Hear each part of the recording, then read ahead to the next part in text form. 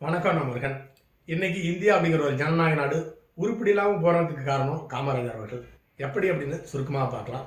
Video பார்க்குற நீங்கள் subscribe பண்ணி சேனலுடைய வளர்ச்சிக்கு உதவுங்க. அதை போலவே அப்பப்போ சேனலில் போகிற வீடியோ உங்களுக்கு நோட்டிஃபிகேஷனில் கிடைக்க பெல் பட்டனை ஆன் பண்ணி வைங்க. சரி, இப்போ வீடியோக்குள்ளே போகலாம். இந்தியா என்ற உலகின் மிகப்பெரிய ஜனநாயக நாடு இன்னைக்கு உருப்படி இல்லாமல் நாடாக போனதுக்கு காரணம் காமராஜர் அவர்கள். ஏன் அப்படின்னு பார்த்தீங்கன்னா, தான் தான் அடுத்த பிரதமர் என்ற நிலை இருந்தும் பெருந்தன்மையாக அந்த பிரதமர் பதவி வேணாம்னு சொல்லிட்டு அந்த பதவி வேறவருக்கு விட்டு கொடுத்துட்டு ஒரு கிங் மேக்கராக மாறியிருந்தார் காமராஜர் அவர்கள்.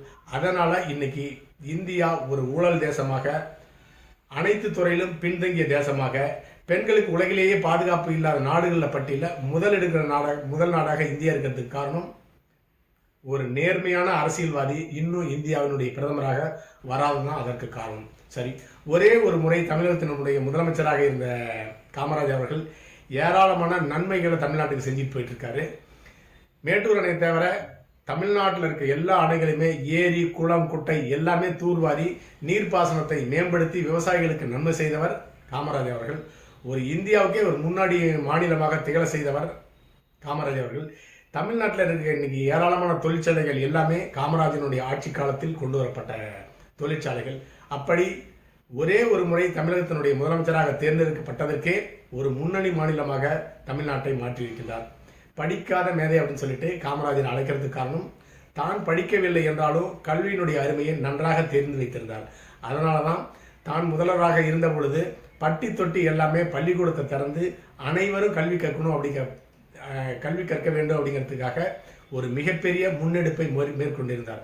அதனால தான் இன்னைக்கு தமிழ்நாடு இந்தியாவிலேயே கல்வியில முதல் மாநிலமாக இருக்கிறது. அடுத்ததாக இன்னைக்கு கவுன்சிலர் பதவிக்கே அடிதறி வெட்டு குத்தெல்லாம் நடந்துட்டு இருக்கிற நேரத்தில் அடுத்த பிரதமர் காமராஜர் தான் அப்படிங்கிற ஒரு பட்டியலில் அவர் இருந்தார். காங்கிரஸினுடைய மூத்த தலைவராக காமராஜர் இருந்ததன் காரணமாக அவர் தான் அடுத்த பிரதமர் அப்படின்னு எல்லாருமே கணிச்சிருந்தாங்க. அப்படிப்பட்ட நிலையில தனக்கு பிரதமர் பதவி வேணான்னு சொல்லிட்டு இந்திரா காந்தியை பிரதமராக தேர்ந்தெடுக்க வேண்டும் சொல்லிட்டு அவர் தான் நாமினேஷன் பண்ணாரு.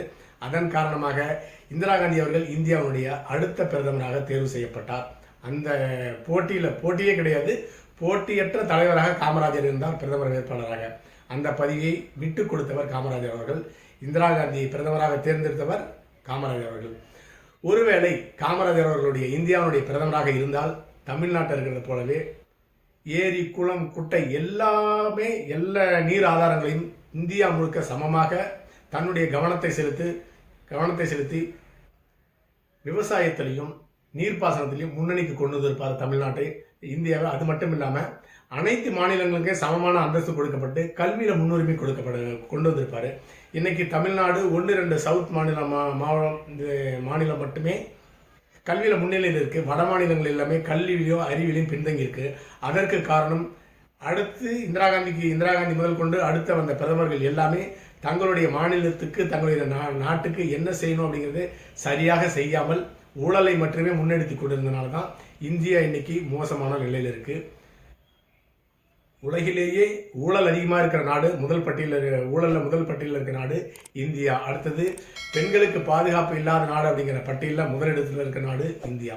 இப்படிப்பட்ட அனைத்து தகுதிக்கு முறை நாடாக இந்தியா இன்னைக்கு மாறி இருக்கிறதுக்கு காரணம் காமராஜர் அவர்கள் பிரதமர் பதவியை துறந்து இந்திரா காந்தியை பிரதமராக தேர்ந்தெடுத்தது தான் அதற்கு காரணம். ஒரு காலத்தில் தன்னால் பிரதமராக தேர்ந்தெடுக்கப்பட்ட இந்திரா காந்தி அவர்களே காமராஜரை கைது செய்து சிறையில் அடைக்க வேண்டும் அப்படிங்கிறதுக்கான சதி வேலையில் மறைமுகமாக ஈடுபட்டார். ஒரு கட்டத்தில் வெறுப்படைந்த காமராஜர் அவர்கள் கட்சியை விட்டு வெளியேறினார். அதனால காங்கிரஸ் கட்சியை சேர்ந்தவங்க எல்லாமே காமராஜர் அவர்களை அவதூறாக பேச ஆரம்பித்தார்கள். பதவி துச்சம் என துறந்த காமராஜர் அவர்கள் கடைசி வரை ஒரு சாதாரண மனிதனாகவே வாழ்ந்திருந்தார். யாரிடமும் கடைசி வரை உதவி கேட்டதே கிடையாது. அவருடைய சாகும் தருவாயில அவருடைய சட்ட பாக்கெட்டில் வெறும் 150 ரூபாய் இருந்ததாக சொல்லப்படுகிறது. அப்படிப்பட்ட ஒரு நல்ல மனிதரை திராவிட முன்னேற்ற கழகத்தினுடைய தலைமை குடும்பத்தில் இன்னைக்கு 10 லட்சம் கோடி ரூபாய் ஊழலாக அடிச்சு வச்சிருக்கிறாங்க. ஒவ்வொரு அமைச்சர்கிட்டையும் குறைந்தபட்சம் 20,000 கோடி ரூபாய் ஊழல் சொத்துக்கள் சேர்த்து வச்சிருக்காங்க. அப்படிப்பட்டவர்கள் காமராஜர் தன்னுடைய கடைசி காலத்தில் மருத்துவமனையில் இருக்கும் பொழுது தனக்கு ஏசி வேண்டும் சொல்லிட்டு கருணாநிதியுடன் கேட்டுக்கொண்டதாகவும், அதன் பேரிலேயே அனைத்து மாவட்டங்களில் இருக்கிற சுற்றுலா பில்டிங்கில் ஏசி அமைக்கப்பட்டதாகவும், அடுத்ததாக மருத்துவமனையில் காமராஜர் அவர்கள் கருணாநிதியினுடைய கையை பிடித்து கொண்டு தமிழ்நாட்டை ஆளத் தகுந்த ஒரே நம்பிக்கையானால் நீதான் அப்படின்னு சொல்லிட்டு கூறியதாக திருச்சி சிவா அவர்கள் பேசியிருக்கின்றார். அதாவது செத்தவன் எப்படி எந்திரிச்சு வந்து கேள்வி கேட்க போறதில்ல அப்படிங்கிற காரணத்துக்காக என்னென்னவோ கதையெல்லாம் அவிழ்த்து விட்டிருக்கின்றார் திருச்சி சிவா அவர்கள். அடுத்ததாக என்னடா காமராஜருக்கு வந்து சோதனை அப்படின்னு தான் கேட்க தோன்றுகிறது. தமிழ்நாட்டுக்கு காமராஜரை போல நன்மை செய்தவர்கள் இதுவரை யாரும் கிடையாது. இனிமேலும் அந்த அளவுக்கு யாராலும் தமிழ்நாட்டுக்கு நன்மை செய்ய முடியாது. 1000 வருஷம் திராவிட முன்னேற்ற கழகத்தின் தமிழ்நாட்டை ஆட்சி செய்தாலும் காமராஜர் செய்த அளவுக்கு நன்மை யாராலும் செய்ய முடியாது. திராவிட முன்னேற்ற கழகத்தாலும் செய்ய முடியாது. திராவிட முன்னேற்ற கழகம் தமிழ்நாட்டை மொத்தம் 16 வருஷம் தான் ஆட்சி பண்ணியிருக்காங்க. அவங்க செஞ்ச சாதனை பெருசாக தமிழ்நாட்டுக்கு எதுவுமே கிடையாது. மிகப்பெரிய சாதனை எல்லாருமே ஊழல் பண்ணிட்டாங்க. தலைமை குடங்கும் 10 லட்சம் கோடி ரூபாய் அடித்து கொள்ளடிச்சு வச்சிருக்கிறாங்க. ஊருக்கு கருணாநிதியுடைய சிலையை வெங்கல சிலையை திறந்து வச்சிருக்காங்க. இதுதான் திராவிட முன்னேற்ற கழகம் தமிழகத்திற்கு செய்த மிகப்பெரிய நன்மை. காங்கிரஸ் கட்சிக்காரங்களாம் திராவிட முன்னேற்ற கழகத்தை சேர்ந்தவர்கள்லாம் காங்கிரஸ் கட்சியை சேர்ந்த காமராஜர் அவர்களை கிழிச்சு தொங்க விட்டுட்டு இருக்காங்க. அதற்கு காரணம் இந்திரா காந்தி திராவிட முன்னேற்ற கழகத்திடம் காங்கிரஸை அடகு வச்சது தான் அதற்கு காரணம். இப்பொழுது ஒரு 10 எம்எல்ஏ ஒரு 2 எம்பி சீட்டுக்காக அண்ணா அறிவாலயத்தில் காத்து கிடக்கிற கைகட்டி காத்திருக்கிறது காங்கிரஸ் கட்சி. அப்படிப்பட்ட நிலையில தான் காங்கிரஸ் கட்சி தமிழ்நாடு காங்கிரஸ் கட்சி இப்பொழுது இருக்கிறது. அப்படி கைகட்டி காத்திருக்கிறது காரணமாகத்தான் திராவிட முன்னேற்ற கழகத்தை சேர்ந்தவர்கள்லாம் காமராஜர் அவர்களை அவலமாக கேவலமாக பேசிக் கொண்டிருக்கின்றார். காங்கிரசினுடைய ஆட்சி காலத்தில் மத்தியில் ஆட்சி காலத்தில் கூட்டணியில் இருந்து திராவிட முன்னேற்ற கழகம் 2Gல 1.25 லட்சம் கோடி ஊழல் செஞ்சதன் விளைவாக ஒட்டுமொத்த காங்கிரஸ் கட்சிக்கும் இந்தியா முழுக்க மிகப்பெரிய மோசமான பெயர் ஏற்பட்டது. அதனால தான் கடந்த 15 வருஷமாக காங்கிரஸ் கட்சி மத்தியில் ஆட்சி செய்ய முடியல. இன்னும் 15 வருஷம் ஆனாலும் காங்கிரஸால் மத்தியில் ஆட்சி செய்ய முடியாது.